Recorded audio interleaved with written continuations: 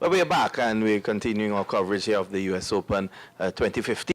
And I'd like to welcome Jamie Harrison on set. We're at MacTV.com live. And it's good to see. Normally when you come to America and you have cricket taking place, normally you would see people of the diaspora, the West Indian diaspora, the East Indian diaspora, the Asian diaspora. They are the ones who are really pushing the cricket. But Cricket Council USA has brought on Jamie as they continue to develop. They want to make it all-inclusive. And on that note, they've decided to bring guys like Jamie on board. Jamie, how has been your tenure so far with Cricket Council USA? Well, this is very exciting. This is the first time I've been to the Broward County Stadium. I've never actually been in a true cricket stadium before, so it was very exciting to see that and to see the huge expanse of the field that's different than what I would expected as an American sports fan, and to see the Cricket Council USA operation in action. And you see all the moving parts and the vast number of people that are working behind the scenes to make all of this happen, including the MacTV staff, which I had no idea was as vast, and as multi-leveled as it is. And not to forget, the guys are very professional. They are, and it was just really been blown away by the level of expertise and the organization that I've seen behind the scenes here. Yes, wonderful. So when you showed up here at Broward County, were you expecting a baseball field? No, but having never been in a cricket stadium before, most of the cricket, all the cricket grounds I've seen have been smaller and compacted and squeezed between buildings or trees, in public areas and places like that. And so when you come up the ramp and you see the green laid out in front of you, and you just realize how much larger a cricket ground is, a proper cricket ground, than what we normally allow for in American sports. Well, as you know, this is the only International Cricket Council approved venue in Northern America. Yes, it's a gorgeous one. Today I was very, very impressed with how it took water. When I came here this morning and I saw the field, I thought, oh, there's no way we're playing cricket today.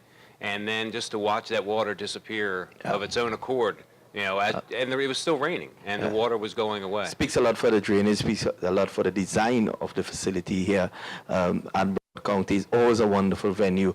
My final question to you, Jamie, do you think, well, so far we have seen cricket is starting to move into the fabric of the society now. I know the goal of Mohammed Ahmed Qureshi is that it becomes up there within the top 10. A realistic dream of Mac? Oh, absolutely. I think if you take an example recently, rugby in the United States. 10 years ago, rugby was nowhere in America. But they've made a concerted effort to sell this game to the mass of the American sports fan. And they've done a great job at it. Now NBC is broadcasting college rugby sevens, and they're broadcasting the USA rugby team playing the All Blacks and playing Australia. And there are 500,000 children playing rookie rugby in the United States, which is their kids program. I think you have to work on it at two levels. You have to definitely focus on the grassroots, especially getting children to adopt the sport. You have to create that generation, not just of cricket players, but of cricket fans who can create an economic marketplace that will sustain, cricket infrastructure in the United States. So that's one part of it. But you also have to have something available for the Americans to see, like on free-to-air television. It's very, very important that there be an entertaining, exciting cricket product on free-to-air television for the kids to watch and for the American sports fan to stumble across while they're flipping through the channels on the TV, something that will catch their attention and make them say, wow, this cricket thing is worth paying attention to. Which makes, it brings me to my final, well, I'm supposed to have ended, but my final point now, T20, that seems to fit right into the American way of looking at sport and the American way of doing things. It's fast-paced and it's action. T20 is fast-paced and a lot more action than you get with Test cricket, obviously, or ODIs. By that, I actually think philosophically that we need an even closer bridge to the American sports fan. I'm partial to cricket sixes. When the Hong Kong Sixes was going on, that was a really, really exciting, high-scoring, all wickets and boundaries kind of action that I, as an American, I looked at and said, this is the perfect bridge to get Americans looking at cricket. And then you take it further. And then you take it from there. And T20 is a natural landing spot after that. Yes, wonderful.